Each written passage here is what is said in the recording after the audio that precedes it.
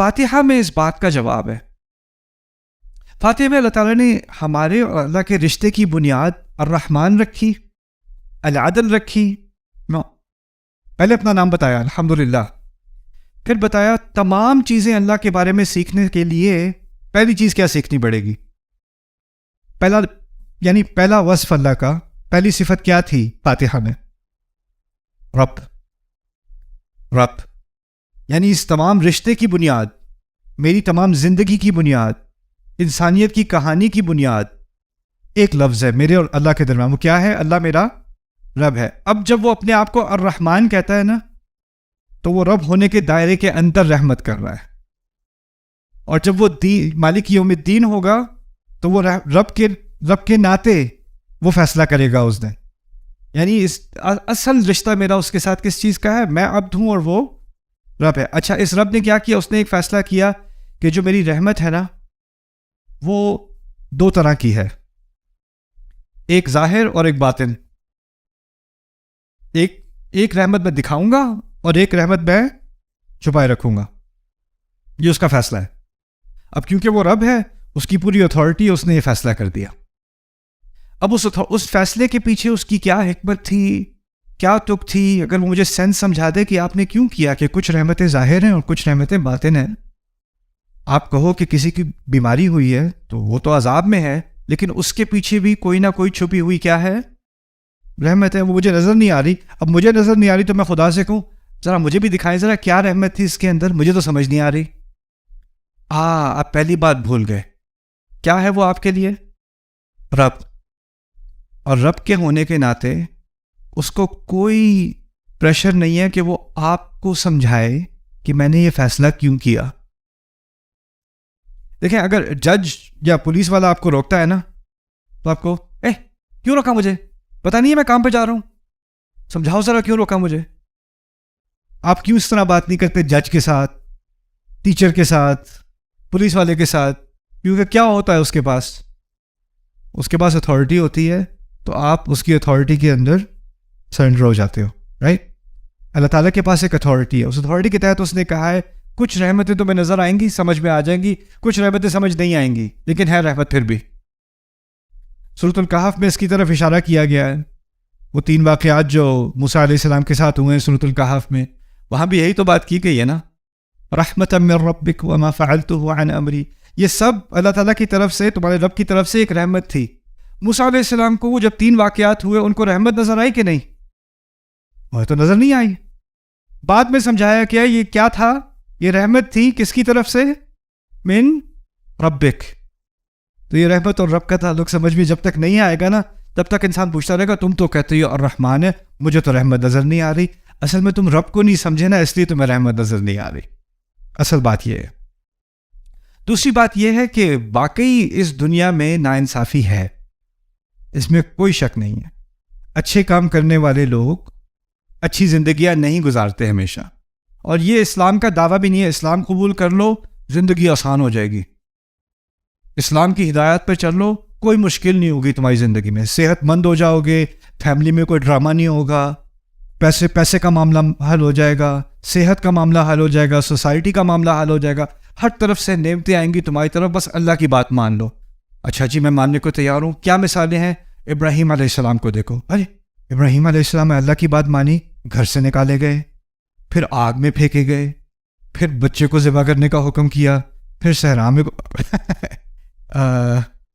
یہ اچھا بڑا زبردست ریلیجن ہے, اس کو آپ فالو کریں, آپ کی ساری مشکلیں حل ہو جائیں گی. اچھا یعقوب علیہ السلام کی طرح ان کے ساتھ کیا ہوا تھا؟ اولاد چھین لی گئی, سالوں سال روتے رہے ہیں, وہ بھی اللہ کے نبی.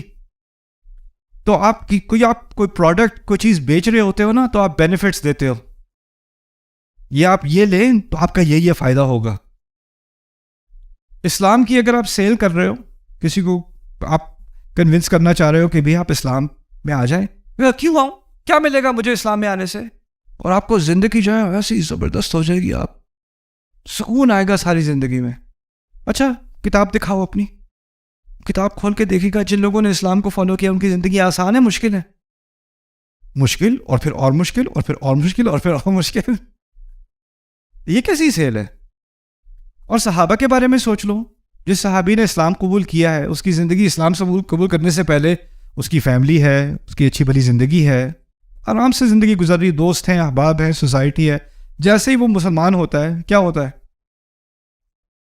اس کی فیملی اس کی دشمن، اس کے دوست اس کو چھوڑ گئے، بزنس والے اس کے ساتھ بزنس نہیں کر رہے، بات اس سے کوئی نہیں کر رہا، اسے پاگل کہا جا رہا ہے، اس کو گالیاں دی جا رہی ہیں، اس کو سڑکوں میں مارا جا رہا ہے، اس پہ تھوکا جا رہا ہے، صرف ایک فیصلے کی وجہ سے، اسلام قبول کرنے کی وجہ سے. یعنی یہ ایک فیصلہ زندگی کو آسان نہیں بنا رہا. لگتا ہے قرآن کی روح سے کہ جب کوئی یہ فیصلہ واقعی دل سے کر لیتا ہے نا تو اس کی زندگی آسان نہیں ہوتی، اس کی زندگی بہت ہی زیادہ مشکل ہو جاتی ہے. تو یہ نتیجہ ہلکے دل والے لوگوں کے لیے نہیں ہے. اگر واقعی یہ بات سمجھ میں آ گئی ہے الحمدللہ رب العالمین الرحمن الرحیم مالک یوم الدین، تو سوچ سمجھ کے یہ فیصلہ کرنا پڑے گا ایاک نعبد. اور کیونکہ یہ فیصلہ بہت مشکل ہے اور اس کے ساتھ بہت ساری مشکلات کا سامنا کرنا پڑتا ہے، تو پھر جو جہاں جہاں سے انسان کو سپورٹ ملتی تھی نا دنیا میں، زندگی میں، ہو سکتا ہے وہ سارے راستے بند ہو جائیں. اسی لیے اب کہیں سے سپورٹ نہیں آئے گی، تو جس کی وجہ سے یہ فیصلہ کیا ہے اسی سے سپورٹ لینی پڑے گی. تو اب سمجھ میں آیا کہ اس کے ساتھ کیا بات جوڑی ہوئی ہے، ایاک نعبد و ایاک نستعین. یہ دونوں چیزیں آپس کے ساتھ اسی لیے جڑی ہوئی ہیں کیونکہ یہ فیصلہ آسان نہیں ہے. یہ کہنا آسان ہے، یہ فیصلہ آسان نہیں ہے. اب ہم نماز پڑھتے ہیں، نماز میں ہم ہر نماز میں اسی دعوے کی طرف واپس آتے ہیں جو اسلام کی بنیاد ہے. ایک طرح سے جو کسی کے مسلمان ہونے کا جو سفر ہے نا، اس سفر کا خلاصہ ہم ہر فاتحہ میں ہر رکعت میں پڑھتے ہیں.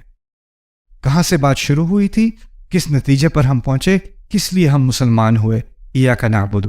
اور مسلمان ہوئے اور یہ عبادت ہم نے قبول کی.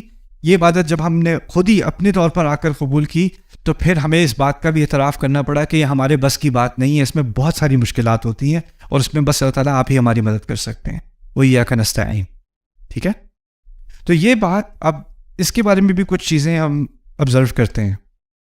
ایک طرف اللہ نے رب کا لفظ استعمال کیا تھا اور میں نے کہا تھا رب ایسا لفظ ہے جس میں رشتہ ہوتا ہے. تو ایک طرف رب، دوسری طرف عبد، دوسری طرف عبد. اب عبد کے لیے یہاں پر ہم نے دیکھا کہ فعل کا استعمال ہوا ہے. پہلے بھی فعل اور اسم کے بارے میں بات ہوئی تھی، تھوڑی سی دہرا لیتا ہوں تاکہ آپ کا ذہن فریش ہو جائے. فعل میں ہوتا ہے ماضی، حال اور مستقبل، اور اسم میں کیا ہوتا ہے؟ ہمیشگی، دوام، ہمیشہ کے لیے. اللہ تعالیٰ نے اپنے لیے رب کا لفظ استعمال کیا، اسم، لیکن ہمارے لیے ہم نے عبد کا لفظ استعمال نہیں کیا، اسم. ہم نے کیا استعمال کیا؟ فعل. فعل میں کیا ہوتا ہے؟ یا ماضی، یا حال، یا مستقبل. اور فعل ایسی چیز ہے جب آپ کر رہے ہوتے ہو تو ہوتی ہے، جب نہیں کر رہے ہوتے تو نہیں ہوتی. جیسے کھا رہا ہوں، کھا رہا ہوں کا مطلب ہے جب کھا رہا ہوں تو ہو رہا ہے، جب نہیں کھا رہا تو نہیں ہو رہا. لیکن اگر میں کہوں یہ کھاتا پیتا ہے، اب میں نے اسم استعمال کیا نا، اب وہ سو بھی رہا ہے تو کھاتا پیتا ہے. سمجھ رہے ہیں بات؟ ہم نے جب اپنے لیے فعل استعمال کیا تو ہم نے ایک بات کا ہم نے اعتراف کیا یہاں پر، اور وہ کیا ہے کہ ہماری عبادت میں اونچ نیچ ہوتی ہے، کبھی زیادہ کبھی کم، کبھی بالکل نہ ہونے کے برابر، کبھی بہت زیادہ. جیسے فعل میں بھی اونچ نیچ ہوتی ہے اور فعل میں ہمیشگی نہیں ہوتی. ہمارے لیے ہم سے ہمیشہ کی عبادت ممکن نہیں ہے. آپ سو رہے ہو تو عبادت نہیں کر رہے، آپ کام کر رہے ہو تو اللہ تعالیٰ نے اپنی رحمت سے کہہ دیا حلال کما رہے ہو تو کام بھی کر رہے ہو تو عبادت ہے. اپنی فیملی کے لیے آپ گروسریز کرنے، دودھ اور بریڈ وغیرہ لینے جا رہے ہو، حلال روزی سے اپنی فیملی کے لیے لینے جا رہے ہو تو وہ بھی عبادت ہے. لیکن اس وقت آپ شعوری طور پہ عبادت نہیں کر رہے، وہ تو آپ صرف دودھ لینے جا رہے تھے، بریڈ لینے جا رہے تھے، روٹی خریدنے جا رہے تھے، رائٹ؟ تو یہاں پر ایاک نعبد میں اللہ تعالیٰ نے ہمارے اوپر بہت رحم کیا ہے کہ ہم نے یہ دعویٰ نہیں کیا کہ ہم ہمیشہ ہر لمحے آپ کی عبادت میں ہوتے ہیں. یہ دعویٰ بہت بڑا ہو جاتا، اس پہ ہم میں سے کوئی پورا نہیں اتر سکتا تھا. لیکن ہم آپ کی عبادت کرتے ہیں، ہم آپ کی عبادت قبول کرتے ہیں اور کرتے ہیں.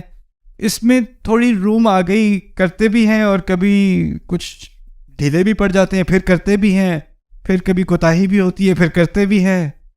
اور اس جو وسعت ہے اس کے اندر، یہ بھی اللہ تعالیٰ کی طرف سے ایک بہت بڑی رحمت ہے تو یہ ہے ایاک نعبد میں فعل کا استعمال. اوکے ہاں اگر تم عبادت کرو کہا جاتا, وہ یہ بات تو میں نے پہلے کہہ دی تھی, اگر کہا جاتا کرو عبادت تو یہ ہمارا فیصلہ نہ ہوتا, اللہ تعالیٰ کی طرف سے حکم ہوتا. اور یہاں بات حکم کی نہیں ہو رہی, یہاں بات ہو رہی ہے آپ کی اپنی کمٹمنٹ کی.